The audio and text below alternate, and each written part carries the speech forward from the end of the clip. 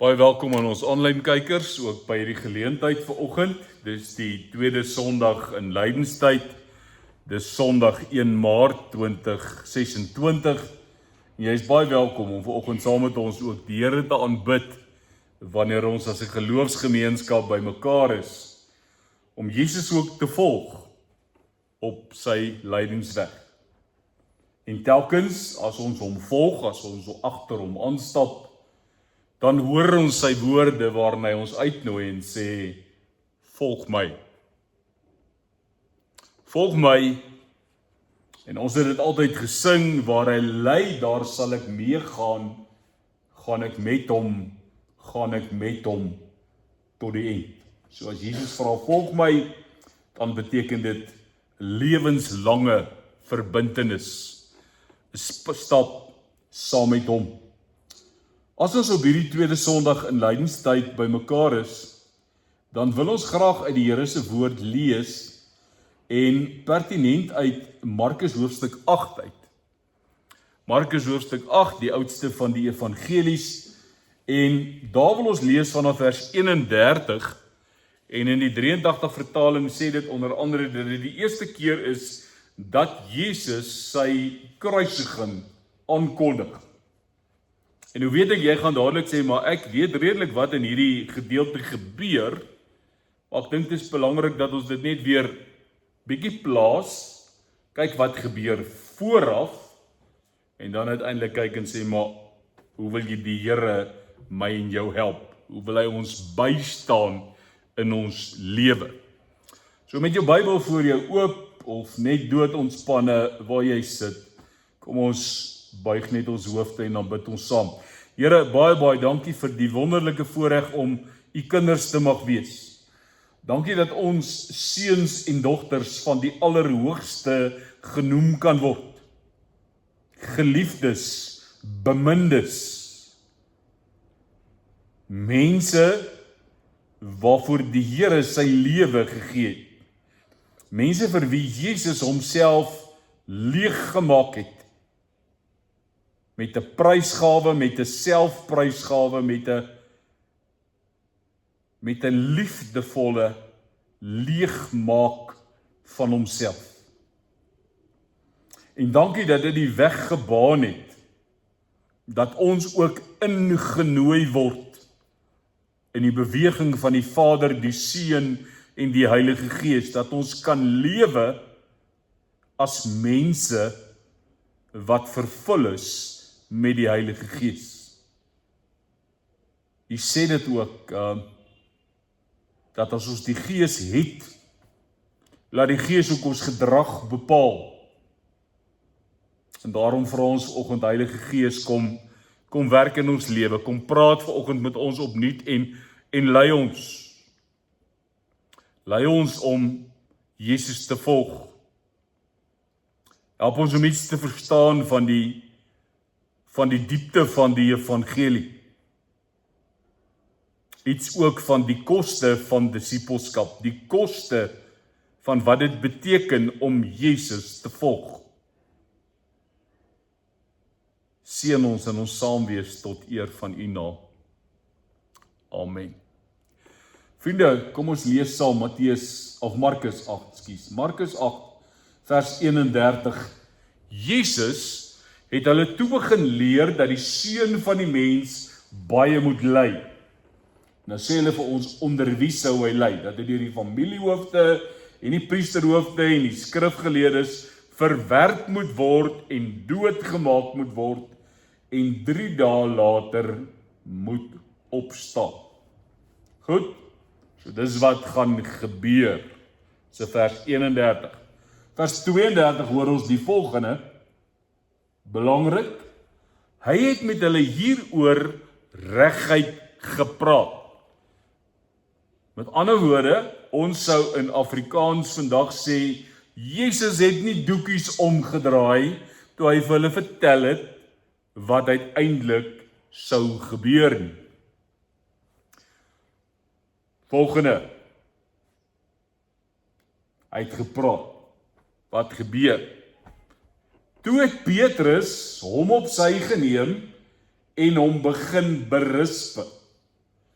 Kom ons sê net wat beteken die woord die Afrikaanse woord berispe. Dit is normaalweg 'n ding wat 'n mens vir jouself sê, ouers berispe hulle kinders. Met ander woorde, kom ons dink net vir 'n oomblik, die volgeling Petrus berispe die leermeester.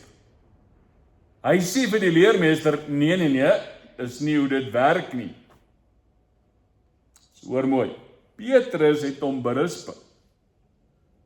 Petrus raas met Jesus, soos wat 'n ouer met sy kind sou raas en hom of haar reghelp. Wat maak Jesus? Hy draai om, kyk na sy disippels en vir Petrus, en hy berisp hom. Moenie in my pad staan nie, Satan, het hy gesê, want jy dink nie aan wat God wil hê nie, maar aan wat die mense wil hê. So dis 'n stukkie gesprek hier in die binnekring. Jesus beskou dit as afgrond. As jy vers 34 toe gaan, dan het hulle in die konsistorie gewees en hierdie gesprek gehad, stap hulle uit. En wat sê vers 34? Vers 34 sê, Jesus het toe die menigte mense saam met die disippels nader geroep en vir hulle gesê, as iemand agter my aan wil kom, moet hy homself verloon, sy kruis opneem en my volg. Want wie sy lewe vir homself wil behou, sal dit verloor, maar wie sy lewe vir my en die evangelie verloor, sal dit behou. Ek is nou jammer vir die mense wat aanlyn kyk, maar as jy in die kerkgebou kyk, hier op die klavier, is daar 'n uitbeelding van ietsie van kruisdra. Nou dit beteken nie noodwendig dis hoe dit lyk nie, maar dis hoe dit lyk op die lydingspad. Die simbool van Christus wat 'n kruis dra op pad na sy lydingsweg toe. Hy sê, as jy agter my wil aankom, as jy my wil volg, is daar een ding, jy moet jou kruis opneem en jouself verloon. En dan, ons gaan daaroor praat, die teenstrydigheid op 'n manier van die evangelie wat sê, wie sy lewe wil behou, sal dit verloor, maar wie sy lewe vir my in die evangelie verloor, sal dit behou. En dan net so laaste stukkie sê Jesus, jy kan maar jou lewe behou, maar hoor wat sê hy, wat help dit 'n mens tog om die hele wêreld as wins te verkry en sy lewe te verloor? Wat sal 'n mens kan gee in ruil vir sy lewe? Dan, wie om dan vir my en my woorde skaam te midde van hierdie ontroue en sondige geslag, vir hom sal die seun van die mens hom ook skaam, wanneer hy kom saam met die heilige engele en beklee is met dieselfde heerlikheid as sy Vader. Kom ons lees tot sover. Mag die Here dit aan ons harte seën. Mag ons daaruit lewe. As jy tyd het vanmiddag, of wanneer ook al hierdie week, doen jouself 'n guns en blaai Markus net deur. Tot by hoofstuk 8. Tot by hoofstuk 8 vers 30. Want in 'n oomblik, in vers 31, verander die hele verloop van die Markus Evangelie. Want tot voor die gedeelte wat ons gelees het, is Jesus waarmee besig. Hy maak mense gesond. Hy vermeerder brood. Hy maak storms stil. In so 'n mate dat sy disippels begin glo, hierdie is dalk net die Messias. Hierdie is dalk nie die een wat sou kom. En dan kom Jesus en hy sê, wie julle, ek moet nou vir julle iets sê, onverwags, ek moet ly. Dit gaan nie vir altyd so aangaan nie. Ek moet ly. En wat sê Petrus dadelik? Hy sê, Here, ek dink nie verstaan mooi nie. Het seker nie die heads up gekry nie, maar dit werk nie so nie. Dis nie moontlik nie. Julle weet alles wat Petrus kwyt geraak het. Van selfs al moet ek saam met die dood gaan, as jy manier wat dit gebeur nie, ek sal altyd daar wees, ek sal jy nie in die steek laat nie. Ek meen die geskiedenis ken ons. Maar die realiteit is dat Petrus dadelik sê, Here, sien skrip vir hierdie storie nie. Petrus sê in wese, Jesus, ons wil 'n Messias hê, maar ons wil nie 'n lydende Messias hê nie. Spesifiek in die Markus Evangelie, ons wil nie 'n lydende knegg hê nie.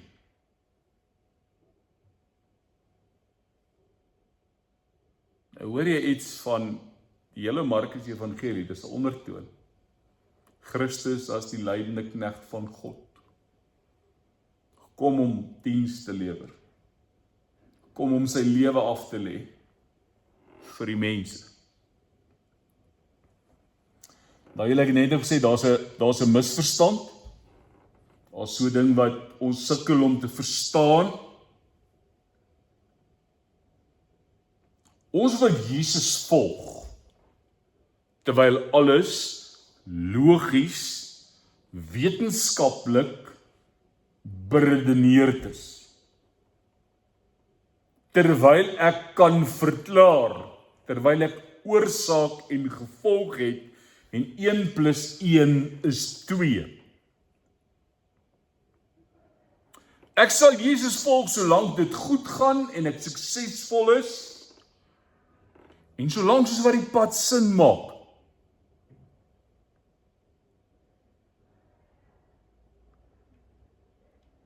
Dis hoekom, toe die diens begin het, geluister het na Koos Du Plessis se gebed wat sê, daar's afdraaipaadjies. En ek en jy ken hulle. En elke keer kom haal die Here my en jou en hy sit ons terug op die pad en hy sê, jou pad het nie sin gemaak nie. So jy het 'n pad gekies wat jy gedink het gaan sin maak. En wie wat ek jou kom haal. Ek is die wagtende vader in die gelykenis van die verlore seun wat sê, ek het geweet waar jy is. Ek het uitgekyk vir jou om terug te kom. So kom ons verstaan dit en ons sê vir mekaar, hoe lyk die lewe? Hoe lyk hierdie pad uiteindelik, as ons praat in lydenstyd, ons praat van 'n lydensweg, dan kyk ek na die hoek in die kerk, ek kyk na die prentjie op die skerm en ek sê vir myself, Jesus sê, die pad van God loop deur die kruis. Die oomblik as die gekruisigde Christus uitgehaal word, dan moet jy seker maak met wie jy besig. Want dalk is dit een of ander konstruksie van 'n mens en is nie die lewende God nie. Pad deur die kruis. En hier moet ons vir mekaar sê, die eerste Christene het 'n eenvoudige belydenis gehad. Kort enetjie, Jesus is die Here. Hoekom het hulle dit gedoen? Want die woord Jesus is die Here, die Grieks daarvoor is die woord Kyrios.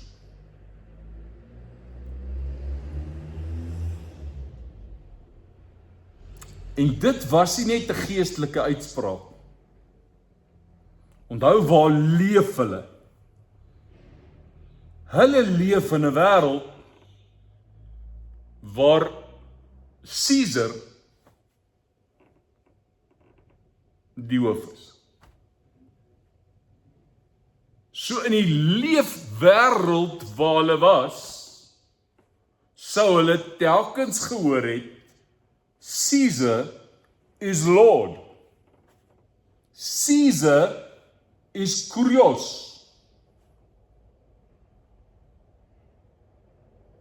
Christene kom hulle sê, nee. Kom ons verstaan mekaar net baie mooi. Christus is die Here. Jesus is Lord. Jesus is Kyrios. En dit beteken, hy is die Here van alles. Hy is die God bo alle gode, hy is die Heer bo alle heersers. So jammer Caesar, die Romeinse Ryk mag jou sien as die Kyrios, maar in die skepping, in God se wêreld is daar een Kyrios. Sy naam is Jesus Christus, die Here.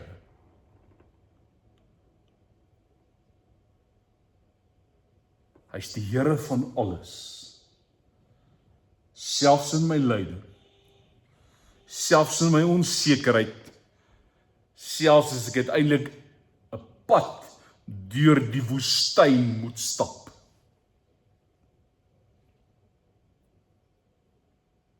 Nou weet julle, ons het al baie daaroor gepraat, maar ek gaan net so klein stukkie intrek vanoggend weer. Die Bybel praat baie van die woestyn. Die Bybel praat ook baie van die woestyn as 'n plek van vorming. 'n plek van transformasie.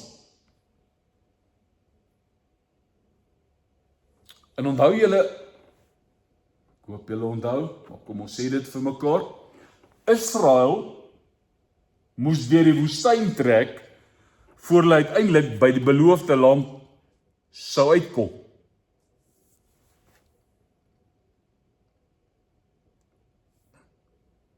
Hoekom trek hulle deur die woestyn?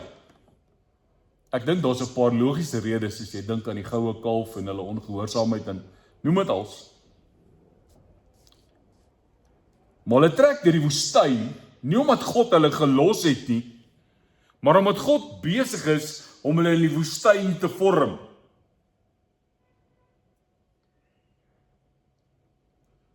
En daarom moet ek en jy vandag vir mekaar sê, die pad na vryheid loop dikwels deur 'n tyd van onsekerheid. Die pad na vryheid loop dikwels deur die woestyn. Wat maak mense van 2026? Mense van 2026 wil one way, double highway, autobaan, beloofde land toe. So kom ons verlang ook met 'n tipe evangelisasie wat gewerk het, waar ons vir mense gesê het, as jy vanaand doodgaan, is jy seker jy gaan hemel toe? Ons het mense reggemaak vir die hemel. Ons het mense nie noodwendig reggemaak om te leef in hierdie tyd en te hanteer wat met hulle gebeur. Ons was tevrede met die ding van, net solank iemand weet, as hy sterwe gaan na hemel toe, Jesus het vir sy sonde gesterf, redelik gemaklik. So ons wil net 'n one-way ticket hê, beloofde land toe. Maar God werk anders. God kom en sê, tot en met die dag, en ons het dit mos nou gelees in my laaste versie. Wanneer hy sê, wanneer hy kom saam met die heilige engele en beklee is met dieselfde heerlikheid as sy Vader. Aan die ander woorde, as Christus terugkom, tot en met Christus se wederkoms, gaan ek en jy bly lewe. Dalk doodgaan, party van ons, maar die dood eenvoudige ding is, die lewe gaan aan totdat Christus weer kom. En daarom moet ons lewe. Daarom kan ons nie in vertoonkassie sit en sê, hier's Christene nie. Ek en jy lewe. En ek en jy kry die stampe en die stote van die lewe.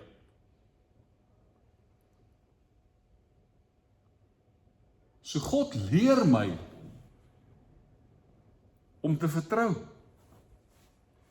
God leer my in die woestyn wat afhanklikheid beteken.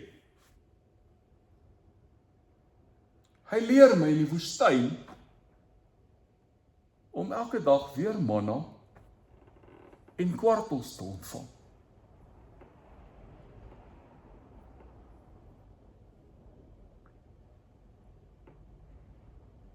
Soos ons hierdie pad hierdie woestyn stap, dan moet jy onthou, kort na Jesus se bediening, waar vind hy homself? 40 dae in die woestyn onder versoeking van die Satan.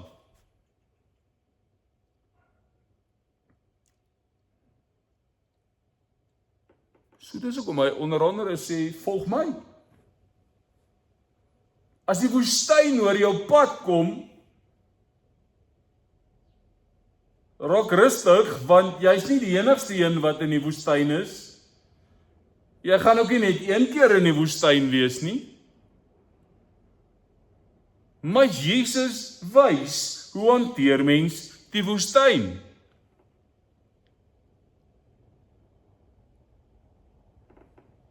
Iets wat vir my ongelooflik mooi is, as mens kyk na die versoeking in die woestyn, is as dit klaar is,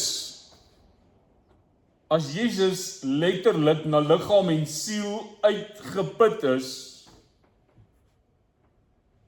dan is dit God self by hande, deur die hande van sy gestuurdes op daardie stadium, wat Jesus versorg, wat hom versterk. En as Jesus uit daai stuk rus uit die woestyn uitkom, wat doen hy? Hy begin met sy openbare bediening. Wat sê hy? Bekeer julle, want die koninkryk van God het naby gekom. So as Jesus sê, volg my, dan sê hy, dit gaan beteken, volgelingskap van my is partykeer deur die woestyn. Gaan kyk hoe werk ek met mense in die woestyn. En dan bly die kwartels en die manna vir my ongelooflik as vorm van God se voorsiening. God gee genoeg vir elke dag. Is interessant, behalwe by die Sabbatdag, as jy nie vandag jou kos klaar eet nie, kan jy dit net sowel weggooi, want jy het bære van môre is dit vrot. Die Here se genade is elke dag nuut en vars. Jy hoef nie van gister se genade te leef nie. Jy hoef ook nie 'n bietjie van môre se genade te steel nie. Daar's genoeg genade vir vandag. In die woestyn.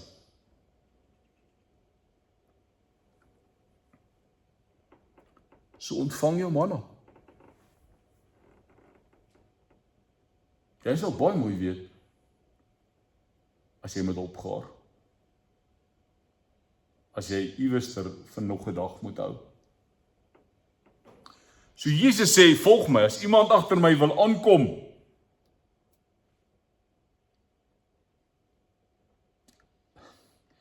As ek lus om bietjie stout te wees, en ek gaan tog wees. As Jesus sê, as iemand agter my wil aankom, sê hy nie, glo asseblief, hierdie teologiese leerstelling, glo in hierdie sakramente, glo in dit, maak seker dat jy darm mooi verstaan wat Grieks en Hebreëus beteken nie. Hy kom en hy sê, glo seker goed van my nie. Hy sê, it's baie eenvoudig. Hy sê, volg my.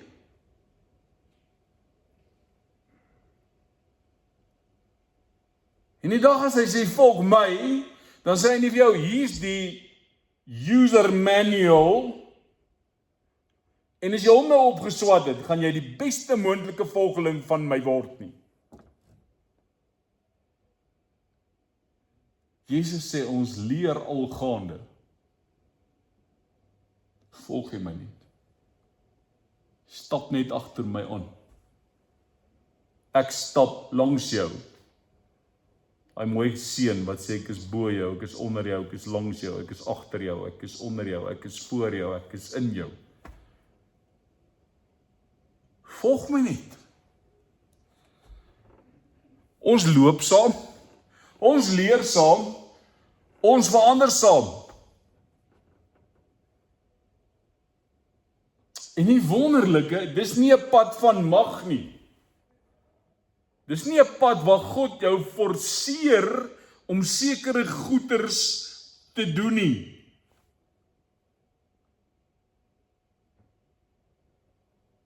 Dis 'n pad van liefde. Dis 'n pad waar God geduldig met jou is, totdat jy ontdek wat hy wil hê jy moet ontdek. Wat gaan lei tot selfprysgawe? 'n Pad waarop jy leer om te sê, Here, nie my wil nie, maar U wil.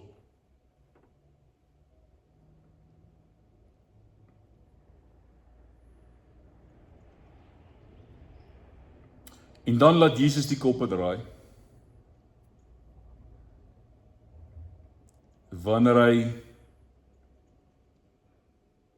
daai teenstrydigheid sê, wie sy lewe wil behou, sal dit verloor.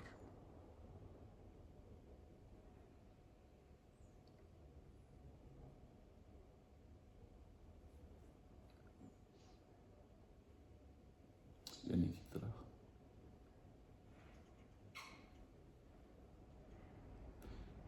Want wie sy lewe vir homself wil behou, sal dit verloor. Maar wie sy lewe vir my en die evangelie verloor, sal dit behou. Wat sê Jesus daar?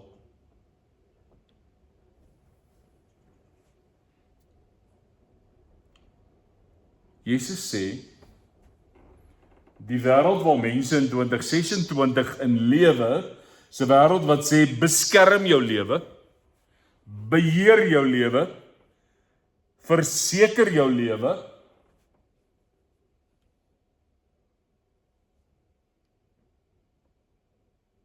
Jesus help my en hy sê, ware lewe word gevind wanneer ek my lewe in Jesus se hand sit. Selfprysgawe. Boksie Isak. Vorm my en vou my, al kry ek seer.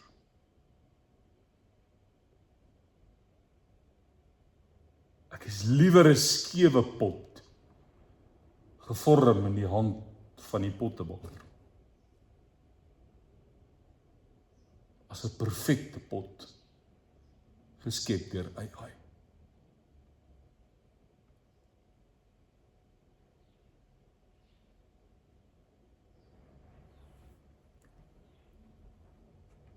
Die vreugde van Jesus is 'n vreugde wat selfs pyn en verlies kan dra.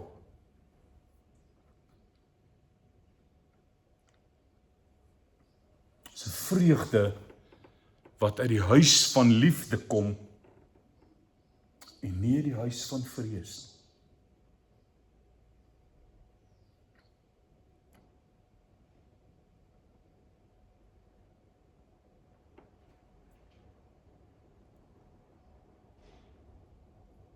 Ons is baie vinnig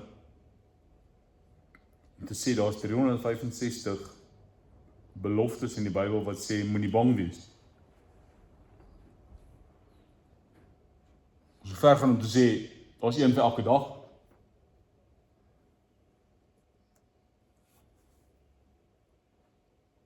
Maar as ek leef vanuit Jesus, as ek leef vanuit die liefde, dan verdryf volmaakte liefde die vrees en selfsug vir hom mens.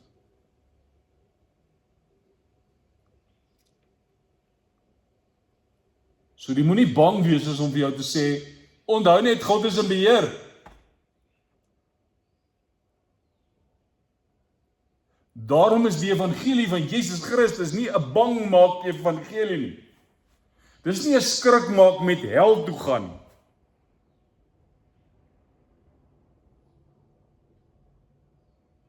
My liewe vriende, die evangelie van Jesus Christus was nog nooit 'n evangelie van vrees nie.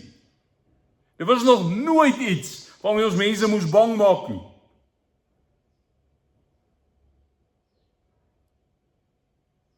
Dis uitnodigend. Volg my. Gedurig sê Jesus, volg my. Hoeveel keer hoor ons dit?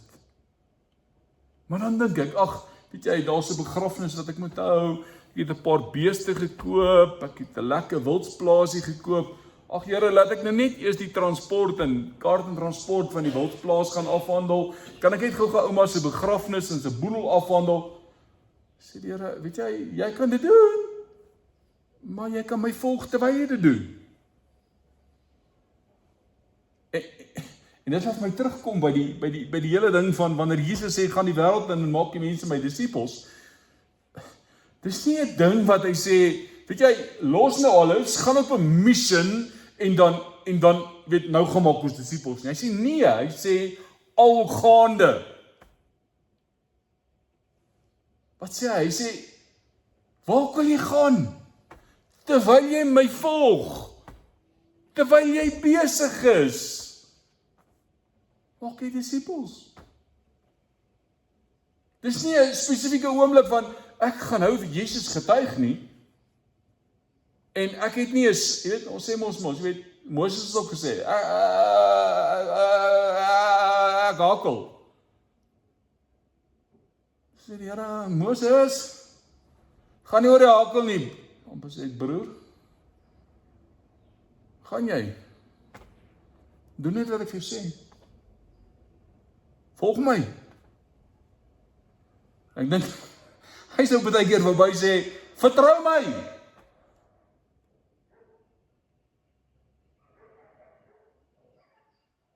For once in your life, put your money where your mouth is. Want tussen jou vriende sit jy in die kerk. Tot die eerste uitdaging in die lewe kom,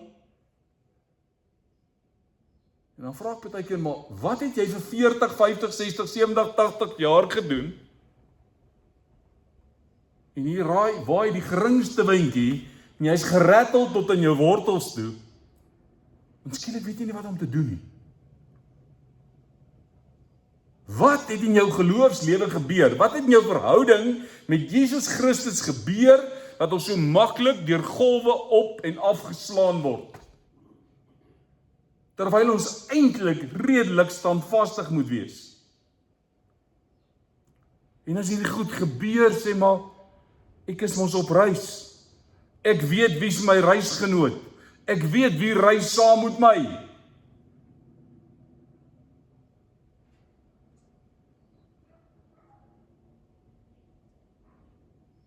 Maar ons tree baie keer op, asof ons geen verhouding met Jesus het nie.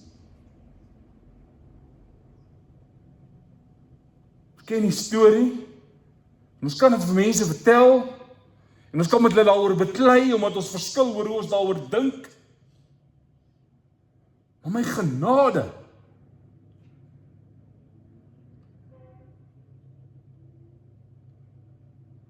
Jesus stap saam met jou. Het jy na 40, 50 jaar nog niks geleer nie? Is jy nog steeds 'n baba wat moet melk kry?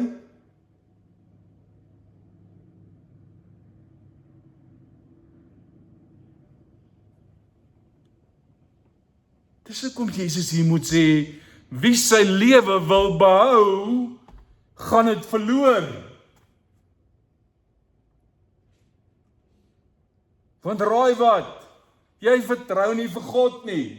Jy vertrou jouself en dit wat jy het.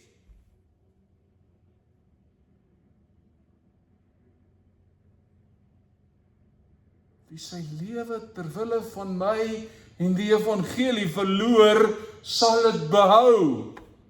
Want is nie ek wat op die spel is nie, dis nie my naam wat op die spel is nie, dis Jesus wat op die spel is. En hy het nog altyd deurgekom. He might be very slow, but he's never late. He comes through in every situation.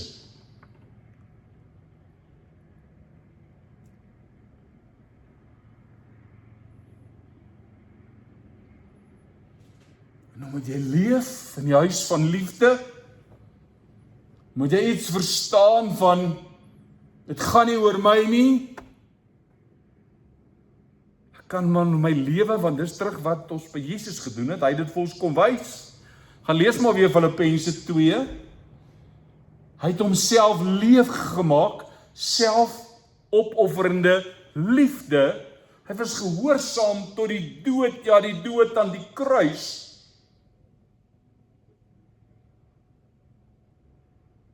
Sal Jesus sy eie lewe was nie vir hom belangrik nie.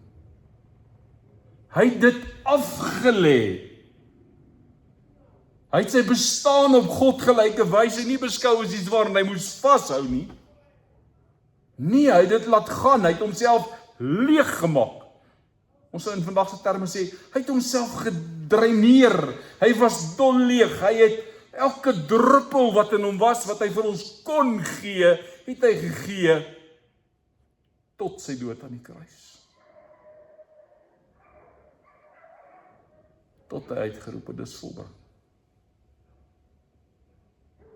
It is finished. En toe dog die wêreld ook is finished. En 3 dae later, toe besef die wêreld, hier's aan hy. It ain't finished. He's back again. Met meer mag, met meer krag, want hy het die dood oorwin. Hy het die laaste vyand oorwin. Die Here lewe. Hy het opgestaan.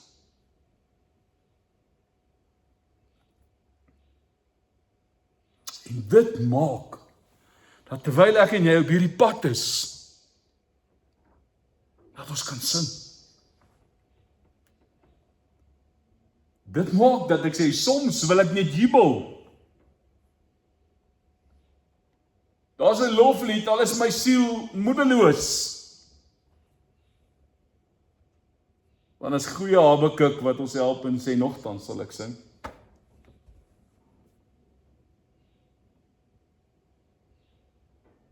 Want my lewe is 'n offer van lof aan God.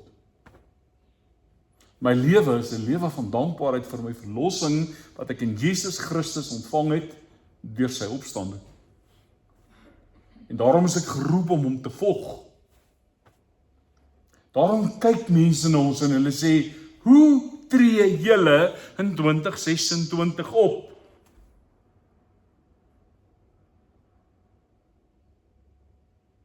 En wat sê Habakuk? Hy sê, is die vyeboom nie blom nie, en die lande is droog, as die olyfoes misluk, daar's nie beeste nie, daar's nie druiwe nie. Hy sê, al lyk alles donker, nogtans sal ek in jubel in die Here, sal ek juig in God, my redder.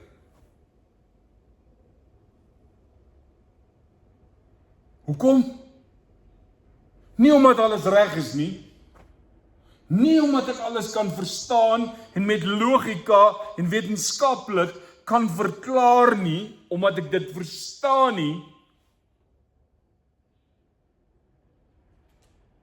Ek kan jubel, want ek weet wie loop saam met my. Ek weet wie's die een wat hierdie pad klaar geloop het. Dis hy wat sê, volg my. Ek het hierdie pad al geloop. Jy het nie 'n spoorsnyer nodig nie. Jy stap saam met die meester. Hy wys jou die spoor. Hy vat jou in die pad waar hy klaar geloop het.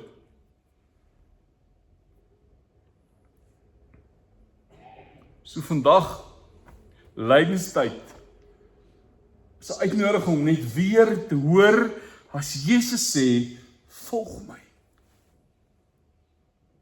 Volg my deur die woestyn. Volg my deur die onsekerheid.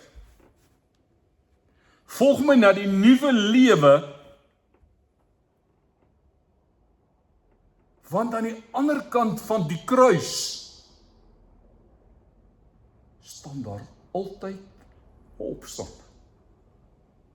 Aan die ander kant van die kruis is daar altyd 'n leë graf. So ek volg die lewende en opgestane Here Jesus Christus. Wat verstaan as ek deur moeilike tye gaan?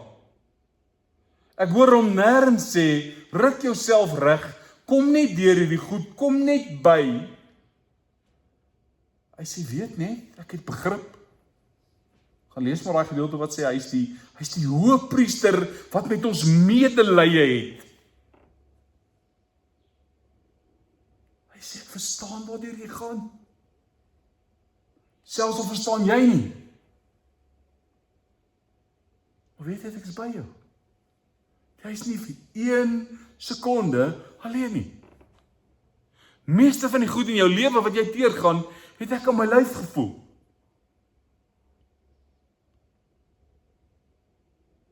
En ek is daardeur.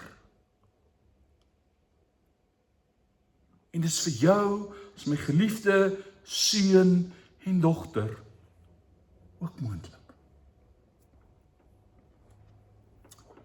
Kom ek gee jou 'n klein bietjie huiswerk, behalwe dat jy elke dag weer jou WhatsApp gaan kry. Eenvoudige oefening. Baie eenvoudig. Wanneer jy hierdie week wat voorlê, vir die res van jou lewe, wanneer jy onsekerheid ervaar, wanneer jy voel die pad is moeilik, kort gebed, kort sinnetjie. Here Jesus, ek volg U. Sien kans? Here Jesus, ek volg U. Kom ek gee vir tyd om 'n bietjie stil te word.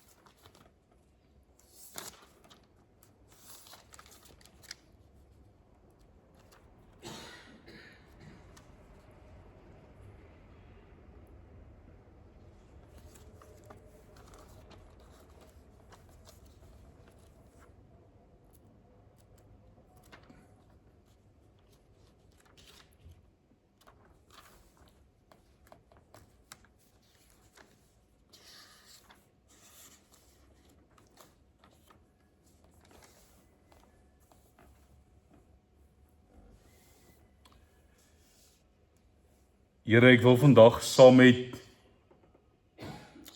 met Habakuk, wil ek jubel, wil ek my verbly in die Here.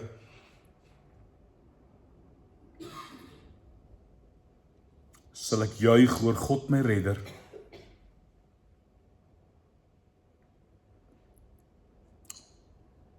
Here, U ken my lewe. En ek kan vandag Habakuk 3 vertaal in my eie lewensomstandighede. Maar ons gebruik, Here, Habakuk se woorde vanoggend om iets oor ons eie lewe te sê. Al sou dan ook die vyeboom nie bot nie, en al sou die wingerde sonder druiwe staan, die graan verdor, die vrugteboorde wegkwyn, die beeste en die klein vee, alles hier vergaan. Nog sal ek juig en bly wees in my God. Hy is my hulp. Hy gee my krag. Hy laat my loop waar rats die ribbok gaan. Hy laat my vas en veilig staan. Here Jesus, ek volg U. Amen. Vriende, in terme van ons koninkryksnuus vandag, net die volgende. Ek herinner graag komende donderdag, die 5de Maart, is dit nagmaal by die tehuis vir bejaardes. 5 Maart, donderdagoggend 10:00, nagmaal by die tehuis vir bejaardes. Dan sien jy op die skerm die 22ste Maart 2026 by die gemeente, en die rede daarvoor is dat op 22 Maart 2026 deur die genade van die Here is Luiphardsvlei gemeente 80 jaar oud. En daarom wil ons die dag vier met 'n gesamentlike nagmaal. So ek weet baie van julle kan nie altyd by die eredienste uitkom nie, maar ek wil julle regtig nooi na geleentheid die 22ste Maart waar ons aan die Here net die dank wil bring vir 80 jaar van groot genade. Dit was gisteraand weer die afsluiting van die finansiële jaar, en 'n mens sê net vir die Here dankie. Dankie dat hy 80 jaar vir 'n gemeente gesorg het. Is ironies, die chequerekening van die gemeente is ouer as wat ek is. Hy's voor ek gebore is hy oopgemaak by die destydse Volkskas. So ek sê maar net, eintlik is ons is Luiphardsvlei gemeente, wat die Here voor onuitspreeklik goed is. En Habakuk is getuienis van die gemeente. Want daar was tye wat dit maar leeg was, wat daar nie goed was nie, wat ons gekort het, wat ons ontbreek het. Maar dit is 80 jaar later. Ek nooi jou, kom kuier saam met ons die 22ste Maart, as jy weet van oud lidmate, nooi hulle saam.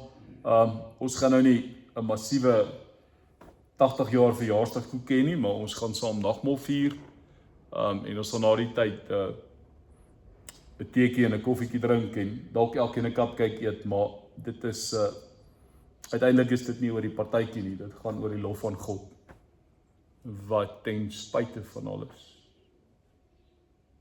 80 jaar vir ons gesorg het, en andersom. Dit is die interessante mos van 'n finansiële jaar. Charles weet, vertel vanoggend, hy is al klaar besig met die nuwe boekjaar.